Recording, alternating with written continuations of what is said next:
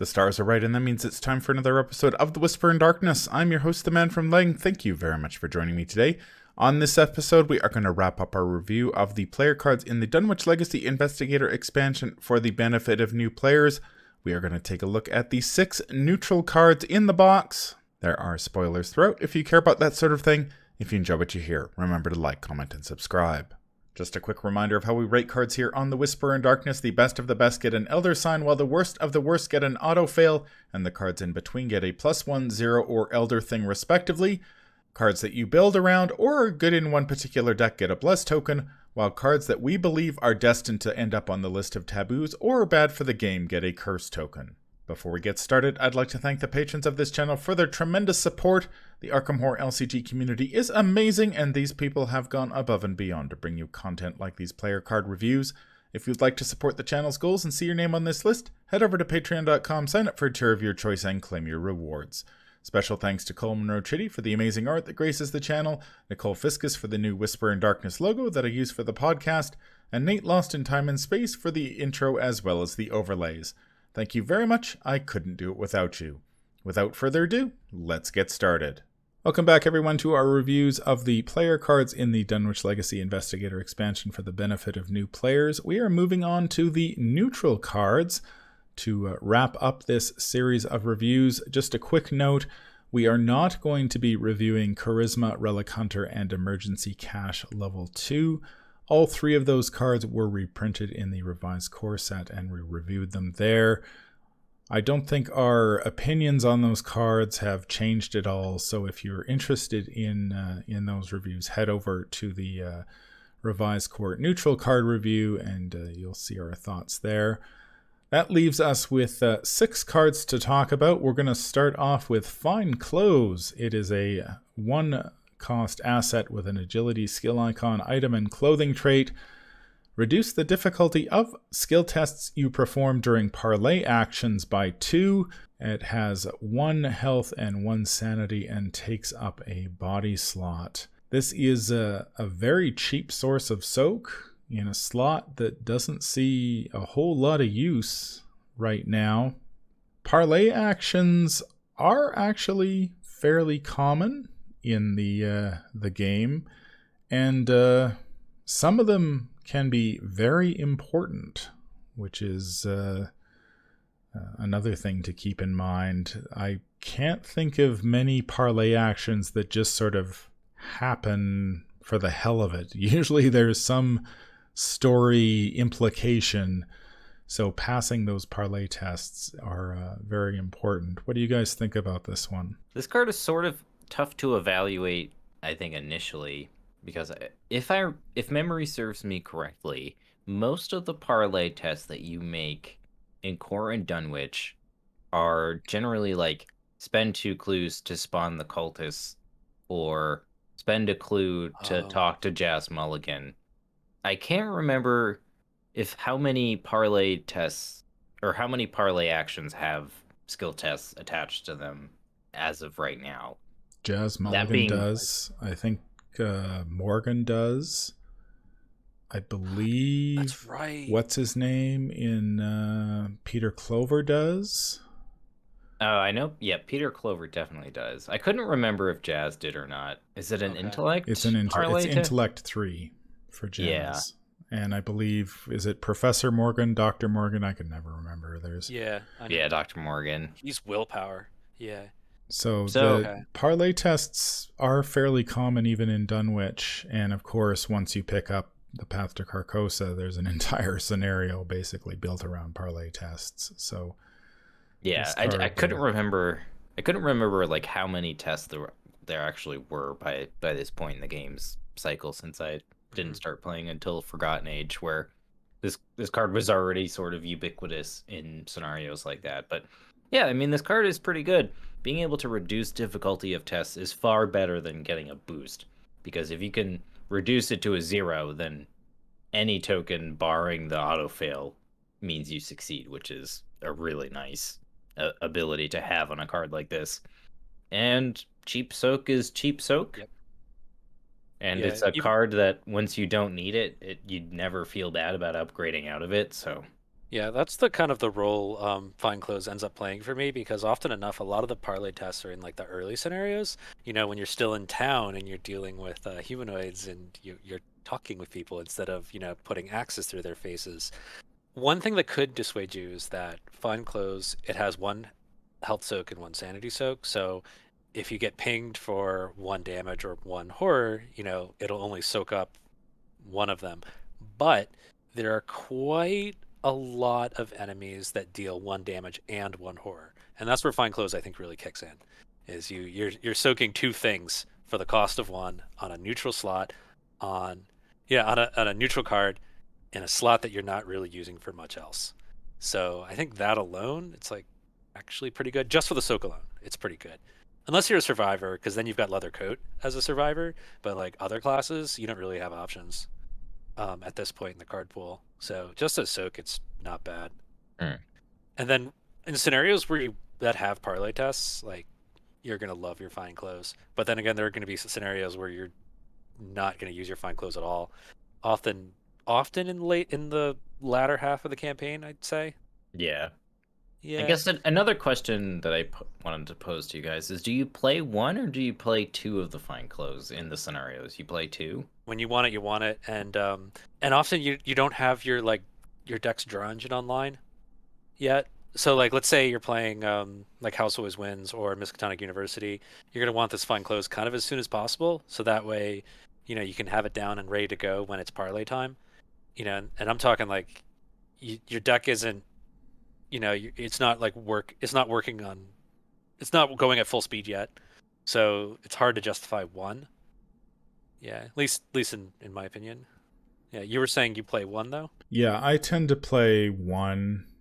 I think I may even go up to two sometimes, but I sort of treat it as a nice to have, not an absolute necessity. Like if I get it at the start of the game, fantastic. If it doesn't show up until later, okay, I can usually pass the parlay skill tests without it. But yeah, it's pretty pretty nice to have. I know what's going on. You're a solo player, so you only have to parlay with Dr. Morgan once. That's what's going on here. Where I'm like, I've got to parlay with him 4 times. That's probably the difference right there. Yeah. When you only have to do it once, it's a lot easier. Yeah, that's a really good point you bring up, Matt, because this card stock definitely goes up the more parlay skill tests you have to make. And in multiplayer, you like you say, you're going to be making 3 or 4 because it's per player, not X amount. So how would we rate this one? I think this one is a pretty easy bless token for me. Like, you're not generally playing this unless there are parlay skill tests that you need to make. And when you do, it at least has some soak when you're not making those tests anymore. But yeah, I feel like once you've passed those scenarios, you're just upgrading out of this card. Yeah, so you're saying bless because it's very like campaign specific or scenario specific? Yeah. Yeah, I'd agree with that. Yeah, if that warrants a bless, then I agree. Once you're out of the scenarios that require parlays, don't feel bad about upgrading into something else. I am going to give Fine Clothes a +1 because I can think of parlay tests at the beginning of almost every campaign that has been released for this game. I even love this card, even if I don't have a parlay test in one of those scenarios, just for the 1-in-1 soak.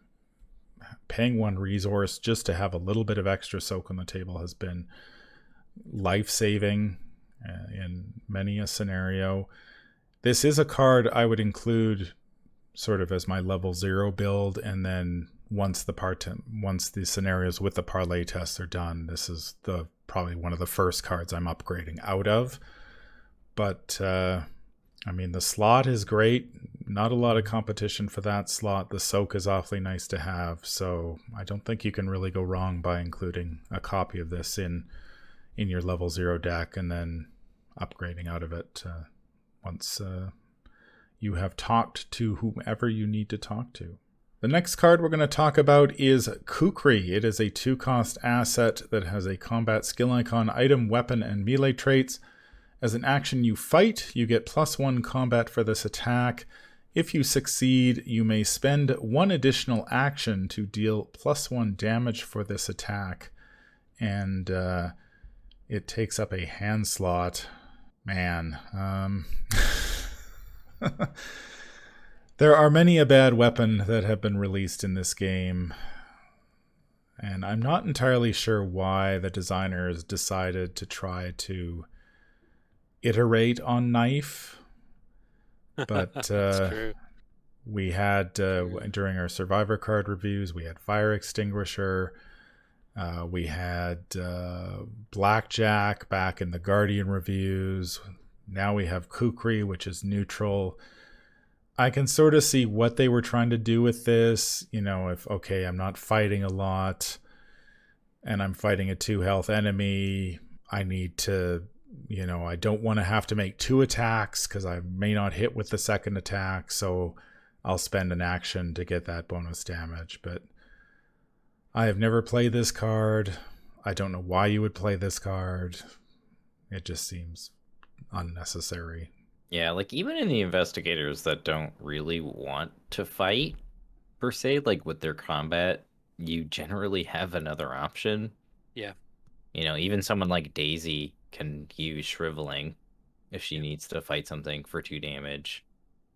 Same with Agnes. I just don't really see a need for this card, and your hand slots are pretty precious. Yeah, I can see why. So Knife exists. Knife fills a very important niche in that it's in the core, so everyone has access to it, and you can always use Knife to be card number 29 and card number 30 just to make a legal deck. Kukri does not have that excuse going for it.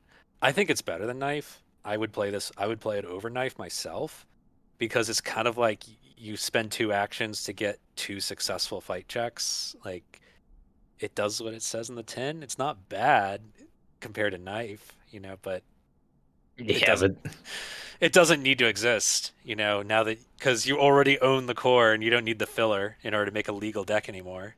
Yeah, and we've already set the bar to Knife, so I mean... Yeah, exactly.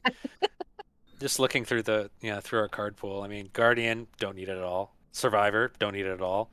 Rogue, I don't think so. Only because got Switchblade is Derringer. terrible, but Switchblade is so bad. Yeah, I think I'd play it over Switchblade. Yeah, you have Derringer though. And Jenny has her twin 45s. Like, oh yeah, she has the twin 45s. She's fine. Okay, Mystic, just play more Shrivelings. I think there were some decks floating around back in the day that were trying to use Skids O'Toole and Leo DeLuca to get those additional actions to deal the extra damage. I don't know why you just wouldn't play Machete. He's got a giant. Oh, he's got a giant pool of weapons. He's got Derringer. He's got Machete. He's got 45 automatic. That's all he needs. He doesn't need to compromise with Kukri. So this one gets an auto fail. I've never played it. Never will play it. It's bad. Don't play it. If you were thinking about playing it, just play something else. Is this a card that you are actively doing yourself a disservice by including in your deck? Is it that bad? No, I don't think it's that bad. No. It does do something. Yeah. But I think Matt made a good point. It at least does what it says on the card. Yeah. And, that cannot be said for every card in this card game. So yep. You gotta at least give it that. The next card we're going to talk about is Painkillers. It is a one of 2 cards that basically do similar things.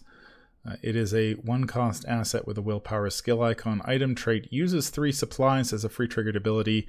Spend 1 supply, exhaust Painkillers, take 1 horror, heal 1 damage. So here you have a very cheap way of converting up to 3 damage into 3 horror as a free triggered ability. The nice thing, of course, is that this horror is not direct horror, so you can use allies to soak it. If you happen to be playing Agnes, you can convert that horror into damage. And best of all, this doesn't require a slot. Thoughts on Painkillers? This card is actually pretty good. Yeah. I think this and Smoking Pipe are kind of cards that are sort of slept on. Yeah. Because they're not necessary cards by any means. Like they don't help you investigate and they don't help you kill things, but they do help you stay alive, and that is pretty damn important in this game. Like Manfromleng was saying, investigators like Agnes like cards like this because you can sort of do other things than just heal with it. Carolyn is another great example. She can gain resources with this card by putting the horror onto Peter. Peter heals it. You're getting a free heal out of that as well because she's pretty fragile. So healing damage is nice for her. Yeah, I mean, it's sort of just the right cost and the right amount of supplies for this type of effect that it's pretty good. You know, it's way better than first aid. If you're thinking about playing first aid, play one of these. Yeah. One thing that's really, really nice about Painkillers is that you can put it down in the early sections of the game when you're not feeling threatened, and then it doesn't cost any actions when your back is against the wall and you're and you're really hobbling, you really need that healing, but you don't have the actions to spare. Another good investigator would be Mark too. It also combos incredibly well with Peter Sylvester. Yes. Yeah. Yeah, specifically Painkillers. We haven't Yeah. seen the Smoking Pipe version yet, Mhm. but that is to come. One thing that's also worth noting is that this is also the set that has art student and lab assistant, both of which have 2 sanity, and both of which have an effect that they hit the board, they do their thing, and they just serve as soak.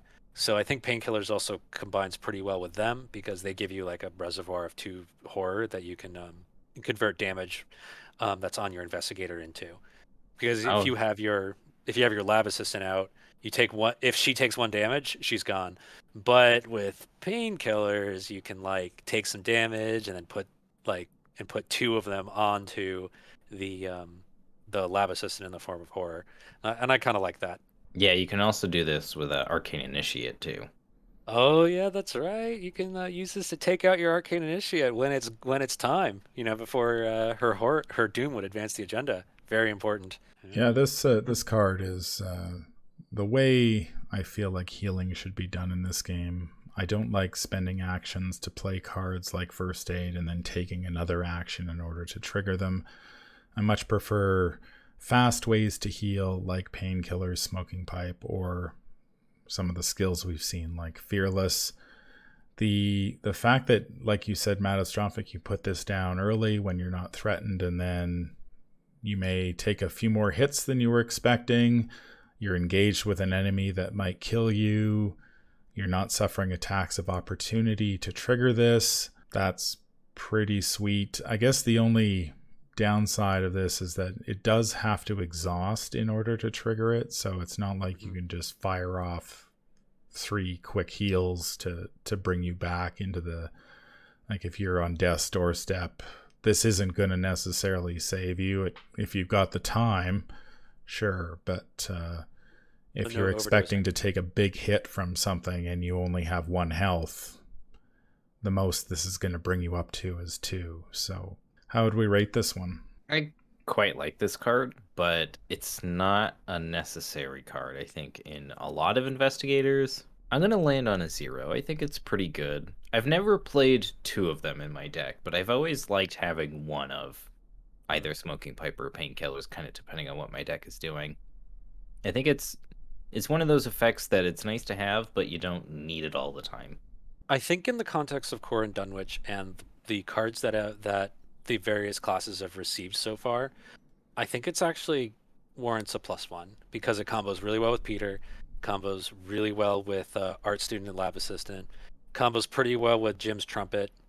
It combos pretty well with Brother Xavier because he's got a whole bunch of soak that's just waiting to be used. Plus, it's nice to blow up Xavier when you really want him to. I think the fact that this card in particular synergizes with a lot of the stuff that's in this box and in the core set, I think in the context of these 2 sets, I think it gets a +1 from me.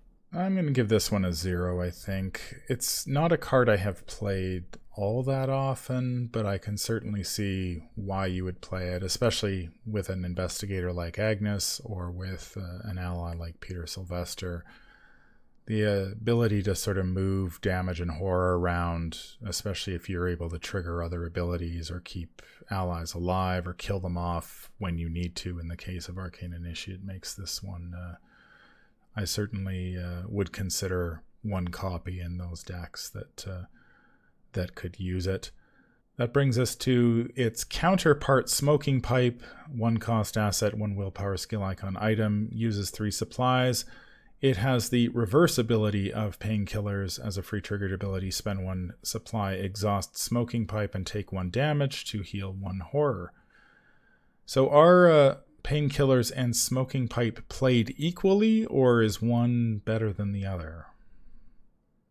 I mean, within the context of just Core and Dunwich, Painkillers is easily the one that gets more played because of its interaction with Peter. But I think maybe once you get Jessica Hyde, you could certainly consider Smoking Pipe a lot more. Healing horror off certain investigators is pretty good, because a lot of investigators, especially early days, have very lopsided pools of health and sanity. Like Roland, for instance, is 9 and 5. Zoe has 8 and 6. So they can sort of afford to take damage in order to heal off what little horror they have. That trade is often very worth it for them. I think in those situations it's pretty good. When you're the tanky character and you need to be able to kind of like make sure you don't go insane, then Smoking Pipe is pretty good. I think Roland is a good example. Zoe is a pretty good example as well. Like, they're cheap enough that you don't really mind, but yeah, I think Painkillers is definitely the MVP of the two. I'd agree, because the investigators who are probably going to want Smoking Pipe, they don't have as good of like a recipient of that damage. I'm thinking Roland in particular, but also Schizo Tool. They don't exactly have like a Peter Sylvester, and they don't have like the equivalent, like a 2 health, 1 sanity equivalent of Art Student, where it's like, it's very clear that, piling damage on this particular ally is the way to go. Because like Guard Dog, you don't want to deal it damage until it's biting back. Beat Cop, you don't really want to deal it damage until it's hitting something. And then like Rogue doesn't really have allies with, I mean, there's Hard Muscle. There's Hard Muscle. So, okay, there's something there for Schizo Tool. Yeah, you can play the Hard Muscle and you can use it to like combine that with the Smoking Pipe to heal some horror. Okay, I can see that working. But it's not a slam dunk like Art Student or Arcane Initiate or Peter Sylvester is. Although that being said, being able to having the ability to heal some horror off of Agnes and take down your Arcane Initiate in just 1 exhaust is pretty nice. I will admit that. Yeah. I think one knock against Smoking Pipe compared to Painkillers as well is that you often take big chunks of horror. Like in 2, maybe 3. Yeah. So because when you're Roland and you auto fail that Rotting Remains test, Right. Yeah. It's like Peter is nice because he can take, especially the upgraded version, he can take 2 horror and then he heals it off over a couple turns. So he can sort of mitigate big chunks. Whereas like, Roland, not only does he not really want to spread the damage, but he is sort of fragile. Yeah. I think. That being said, if you're Roland and you've taken some trauma, Smoking Pipe is going to become kind of essential just to like make it through the latter half of a campaign. Yeah. Even if you have no great place to put the damage, just the fact that you are going to take that 2 mental trauma and just put it on your own, convert it into damage on yourself, is actually pretty good. And there actually is one other ally that you could potentially take that we'll talk about in a bit. Oh, who might he be? Yeah, I'd agree that Painkillers probably has the edge on Smoking Pipe. I have played this in Roland in order to keep myself alive. I think one of the big differences, like you said, is that you do tend to take big chunks of horror, and that might be due to the simple ubiquity of Rotting Remains compared to its damage counterpart in Grasping Hands. The Grasping Hands is part of the Ghouls encounter set, and that encounter set doesn't appear in many scenarios, and so you tend not to take huge chunks of damage. And even in Dunwich, if you get hit by Beyond the Veil, no amount of smoking is going to help you in that case. So yeah, it's sort of all or nothing there. How'd we rate this one? I don't know. I think I'm gonna give it an Elder thing. I think barring like maybe Roland, within the context of just Core and Dunwich, I think Smoking Pipe is a little harder to justify. But I do think Roland looks at this card. So I think the one thing that's worth comparing Smoking Pipe to is probably the core set card Elder Sign Amulet. Okay, so Elder Sign Amulet costs 3 XP though. You put it out there and it soaks 4 sanity. So that kind of does a similar thing for Roland's case as this does. You know, where you put it out there and you stay sane throughout the scenario.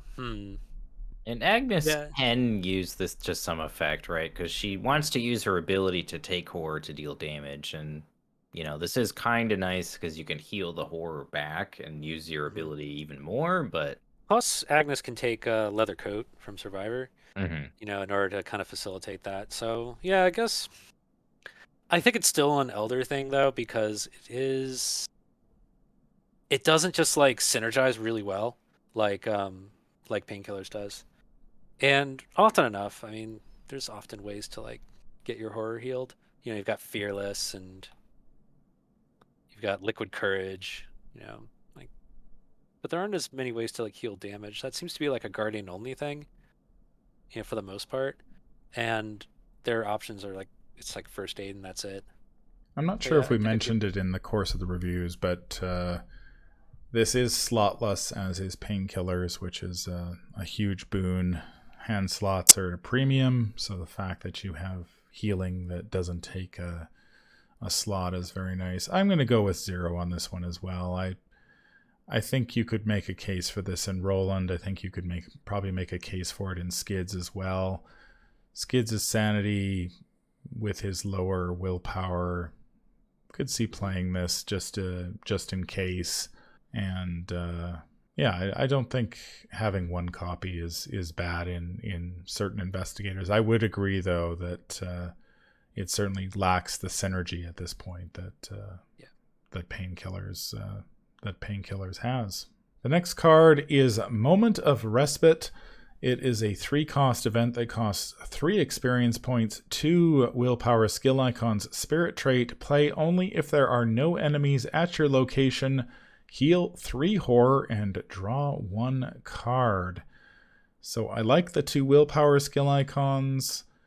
Obviously healing a huge chunk of horror and drawing a card to replace itself isn't bad. Don't think the no enemies thing is that big a deal, but 3 cost and 3 experience points is probably the reason I don't play this card. Yeah. Yeah, it's not fast either, which doesn't help matters. Because it's, you know, while it's not a total waste of an action, like, generally you kind of want to be going and moving the scenario forward, not sitting around and healing and drawing a card. But it's not bad. I don't know. Yeah, I'm glad it's in the game. You know, so that way if, like, mental trauma is starting to stack up, you know, you've got this to help you out. So like this is another reason why I don't think Smoking Pipe is all that great, because you can take XP, you can spend your XP on Moment of Respite. I like it more than the previous neutral card that did a similar thing, Elder Sign Amulet, because at least Moment of Respite, you can wait until, you know, you can wait until the sanity's already on and it draws you a card and doesn't take up a slot. So, yeah. And the art is cool. I do like the art quite a bit. Oh yeah, that's cool. Yeah, the art is pretty cool. Yeah, you just spend an action, say a prayer, feel a little better. Yeah, I could see it like in Skids or Roland or something like that, but I don't know. Three resources is really just, I feel, just too much to ask. Yeah, and 3 XP is kind of a lot. Yes. But in a game that already has Elder Sign Amulet and Bulletproof Vest, both at 3 XP, I can understand why it costs 3. Yeah, It's okay. I'm really curious to see what Mr. Heelmaster himself, Cameron, Mr. Heelmaster himself, Manfromleng, thinks. I have never put this in a deck. I think it really comes down to the 3 resources and 3 XP. I don't know what the right amount is, but yeah, that doesn't feel like the right amount for this sort of card. Maybe if it was fast, that would change my mind. yeah, I but do then you like the wouldn't be taking fact the that this moment. is neutral, so it is a heal, like a heal horror option for that is open to all investigators, but still have never needed this card. I guess if you're, again, like if you're playing Roland and you've taken a couple early mental trauma, Yep. and you're desperate for something that will keep you alive, this is an option. But much like Elder Sign Amulet, that feels like a pretty bad upgrade at 3 XP. It's just like you're not really improving your deck. You're just sort of sticking your thumb in the leaky dam at that point. How do we rate this one? I think this hangs on by a fingernail to the Elder Thing token. It's really expensive, but it does do the things on the card, so I can't really knock it for that. Like, if you need a big boost of healing horror, then sure. And the icons are pretty decent. Yes. Yeah, I'd also give this thing an Elder Thing, especially if you're playing a campaign that like gives you XP, like catch-up XP if you fail. And I think Dunwich does this in a few cases. I think that gets a little better. So it's like, okay, you get some catch-up XP. You can either use it to improve your deck to try to go again, or you can, use that catch-up XP on Moment of Respite so you don't go insane again. Then I think it's not bad. I'm glad it exists more than I'd actually play it. So I think it's an Elder Thing. I'm going to give this an Elder Thing as well. I'm glad it's there, but man, oh man, I think if I was in a position where I needed a card like this, having to spend 3 XP for it is going to feel pretty bad. If you've gotten to the point where you need this card, things have taken a very serious turn for the worse. Or you've just played Roland. And now you're not spending XP, especially in Dunwich, where XP is pretty hard to come by. It's certainly not as generous as other campaigns. So this is a significant chunk of your XP if you're paying for this card in Dunwich, which isn't good. I mean, even in the core set campaign is only 3 scenarios. I'm not buying this ever. So yeah, it's just that 3 XP, man, oh man, that would just, I think I'd have a pit in my stomach if I had to choose this over pretty much any other card that I was going to buy. At least it does heal a pretty significant chunk of horror, instead of like one of those, like say Clarity of Mind, where it's just like, I'm going to play Clarity of Mind, that's taking an action. I'm going to have to spend a bunch of actions to get the Clarity of Mind to trigger. At least this will cost you 1 action and it gives you three heals and then replaces itself. So given the choice, this is better, but yeah, not a card I am going to be reaching for if I can help it. That brings us to the final neutral card, and the final card in the Dunwich Legacy Investigator Expansion. It is the Red Gloved Man. He was never there. 2-cost asset that costs 5 experience points, willpower, skill icon, ally, and conspirator trait. It is fast. As a response, after the Red Gloved Man enters play, choose 2 of your skills. While the Red Gloved Man is in play, raise the base value of each of those skills to 6. Forced, at the end of the Mythos phase, discard the Red Gloved Man. It has 4 health and 4 sanity. Thoughts on the Red Gloved Man? This is a really cool card. I mean, you just read it and you're like, what? Two stats to 6? Like, yeah, that must be crazy. But I think this card is pretty tame, honestly, all things considered. It costs 5 5 XP. XP, so you really want to make sure you're getting, your value out of that investment, because that's a lot to ask, especially within Core and Dunwich, like we've been saying pretty much ad nauseum at this point. There's really not much to complain about with this card, though. It's fast. It gives you a huge stat boost. It's nice that it lasts till the end of the Mythos phase. Mm-hmm. So you can boost your willpower with the Red Gloved Man if you really need to. So say you're like playing Roland or something, you boost your combat to a 6, you boost your willpower to a 6 to ensure you don't die from that rotting remains or something like that. And that's cool. You can boost your combat and your agility. I'm curious to hear your guys' opinion on this. What stats do you generally boost? Is it combat and something else? Because I find that most decks that include the Red Gloved Man are generally looking to kill things. Yeah, because when it's go time, you want to you probably want combat because you want to boost your combat from from a 3 to a 6, in order to get things done.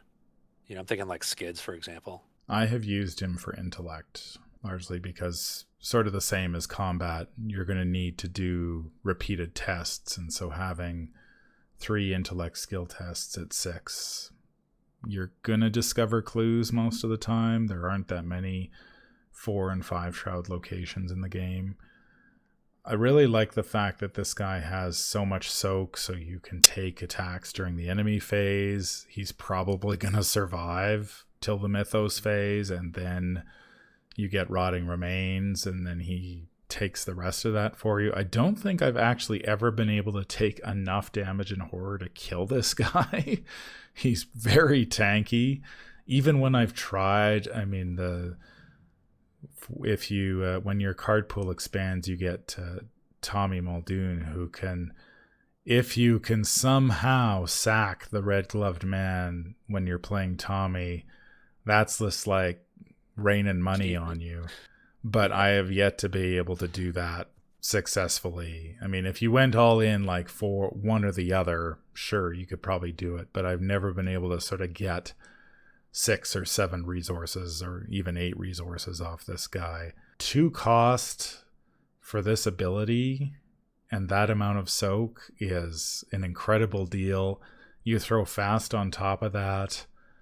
That is fantastic, especially in combat. Like, you can be engaged with all manner of nastiness. You have the Red Gloved Man. He comes down, swoops in, provides you with the soak you need in case you can't kill stuff, and sends your combat to 6. Can't go wrong with that. You can recur him with a chance encounter. That doesn't feel so bad. Of course, he will leave at the end of the round due to a chance encounter. The biggest thing with this guy is just the 5 XP. That's a significant commitment. Either if you're playing the core set campaign, I don't think this guy does enough for your deck. For one card that's going to be on the table for like a turn and a bit, probably not. And then in Dunwich, again, 5 XP is a lot. But this card is the one reason I was able to beat Union and Disillusion in solo, so I have a pretty tough time not liking him. So he has 5 XP. I think the real thing about the Red Glove Man is that what he doesn't do is he doesn't give you action compression. He's not dealing extra damage. He's not discovering additional clues unless you're Rex. Then he kind of is giving you additional clues. He's not giving you additional actions or anything like that. But what he is doing is he's letting you take a whole bunch of attacks of opportunity, which kind of can translate into additional actions, because let's say you have an enemy on you and it's like, oh, I've got to move once and investigate twice in order to get this done. You have the Red Glove Man. He's just bought you that ability to take those attacks of opportunity because he's covering for you. So I guess what I'm getting at is that he's pretty good, but at 5 XP, he's also very expensive. And I think a lot of Investigators, Guardians in particular, when you're spending that much XP, you're getting action compression in the form of more damage per action. Yeah, so it's going to be hard for a Guardian to justify this guy, I think. Seekers, I think, are much better able to, because they don't have that problem that Guardians do, where they need to like action compress as much as possible. I was thinking about this in Ashcan Pete. because right, the because his base, stats are a little low. Yeah. yes. So you can use this in combination with Duke, like raise your base skills to a 6. I don't think you get a boost just given the way that Duke is worded, but Nah. I mean, even still, like Duke himself is action compression. Yeah. So being able to like move around the board, you have Red Gloved Man to just soak up all the things you need him to soak up. Like, yeah, that's pretty dang good. Yeah. So if you use him as a way to like when it's go time, he takes attacks of opportunity for you. I'm imagining skids right now. Where you can do some really big power plays. So how would we rate this guy? I think this guy is tough to rate, to be honest. A fast ally with 4 and 4 and 2 stat boosts up to 6 is very, very good. I just have a tough time with the 5 XP. It feels like he's a capstone for a deck that we don't really have, or that doesn't exist, maybe. Yeah, I think that's a really good way of putting it, is that he is sort of the focal point of whatever deck you're including him in, because of the sheer amount of experience that you're going to have to spend. And you probably want both copies in your deck, because you want to be able to find both of them, since he's only going to be on the board temporarily. And then you're sort of like leaning into those survivor cards that let you either get him out of the deck faster or recur him like Chance Encounter does. So yeah, I think you're really focused in on the Red Gloved Man. But that being said, like, that's a good strategy to go for, I Yeah. think. So I think if we were gonna rate him, I give him a bless token. I think he's really like, I think you could build a deck within Core and Dunwich where you're playing a Chance Encounter, you're playing Flare, you're playing Red Gloved Man, and you're grabbing him out of the deck. You're using, I would assume you're probably using Pete. I think Ash Camp Pete is the best the best investigator for this. And then you have Duke to kind of act as action compression, and Red Glove Man can act as soak, which is one of the, I think one of the biggest weaknesses of Pete is like, That's right. is that he's pretty fragile. Mm-hmm. And if you're, say, racked by nightmares and you can't use Duke, at least Red Glove Man's got your back. I think I'm going to give him a 0 because he's just generally useful, but he's also properly costed. It's not something I'm going to reach for, but if I'm just swimming in XP, I'll take this guy. Yeah, he does also kick out your ally slot. So if you're not reliant on your ally, and you're not spending a lot of XP to upgrade your favorite ally, then this guy like starts looking pretty good. Yeah, I think he deserves a 0. I think I'm going to go with Bless Token on this. I was really leaning towards 0, but the more I think about it, I think he is sort of, you've got to build around him to a certain extent, at least in Core and Dunwich. I think actually Wendy could make a pretty good Red Gloved Man deck because she can replay events. Mm-hmm. So you could get a chance, and you could get a couple more chance encounter. If the stars align, you could get trigger it a couple more times. But yeah, he does really feel to me like he's the capstone for a deck that we just don't sort of have because he's so transient. Like if he stayed on the table, I could see like, yeah, sure, like he'd probably be too good at that point, but at least I could see why you'd want to build around him. Like when I've used him, it has been just to beat specific scenarios that require, such as Union and Disillusion, that requires you to have insane stat totals, and this is the easiest way to do that. And then I recur him with a chance encounter when I need to do those skill tests.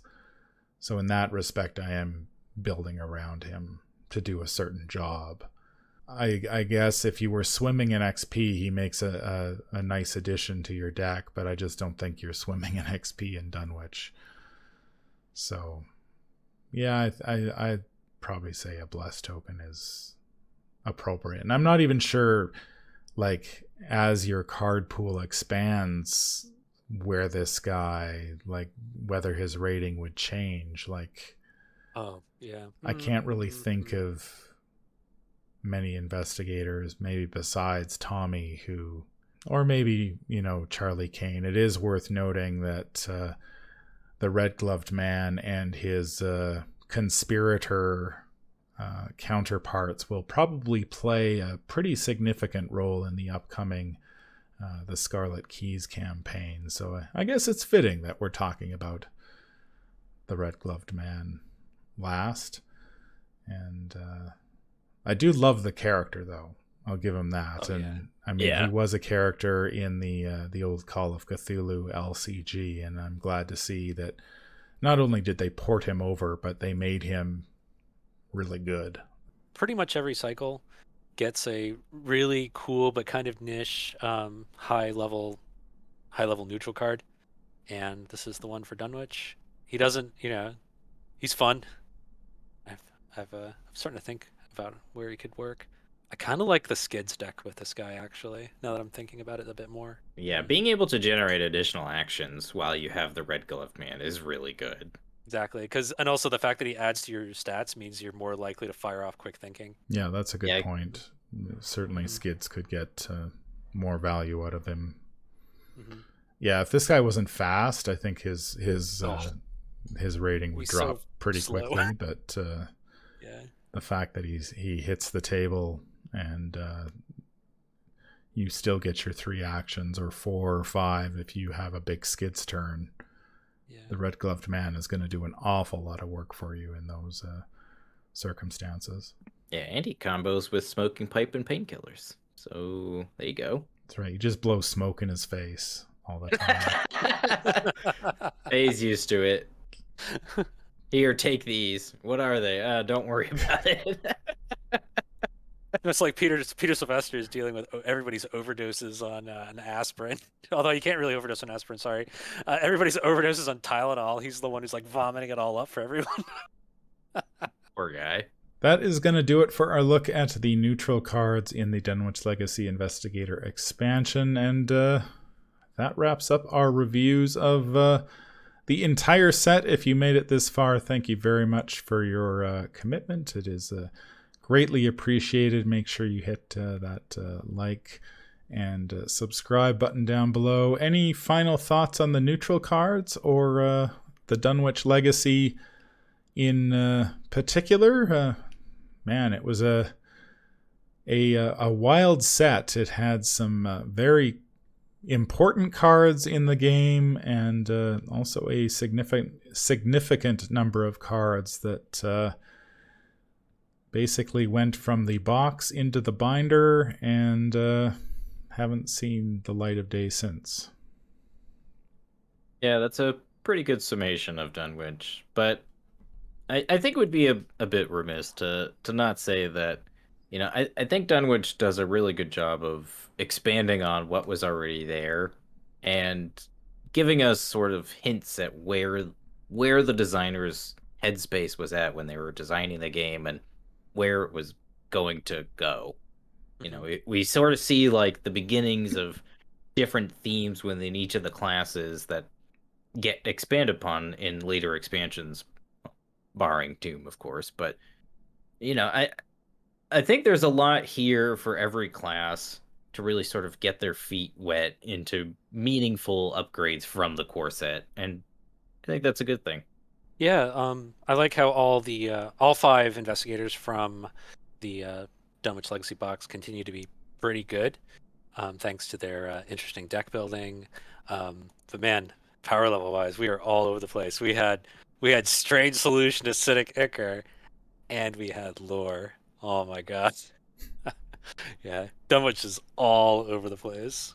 Yeah, we certainly do see a lot of the themes that are built on in later expansions. I think every class does pretty well in this expansion. They all get some good cards to play around with. As a Mystic and Survivor player, a lot of the time, I can't complain. Certainly about what the Mystics got in Rite of Seeking and the upgrades for Shriveling. Survivor's got Dark Horse and Fire Axe. Lots of interesting things for Rogues as well. I don't I was looking sort of ahead at some of the expansions, namely the Path to Carcosa Investigator Expansion and the Forgotten Age, and I'm not sure all of the classes come out equally in those, but I think Dunwich was good for the game overall, and sure, I think in looking back on it, there are changes that we would have made to sort of make it a little more consistent or develop some of the themes that got short shrift. But I think if you're a new player who has the revised core, you won't be disappointed picking up this. There are lots of good cards for your decks.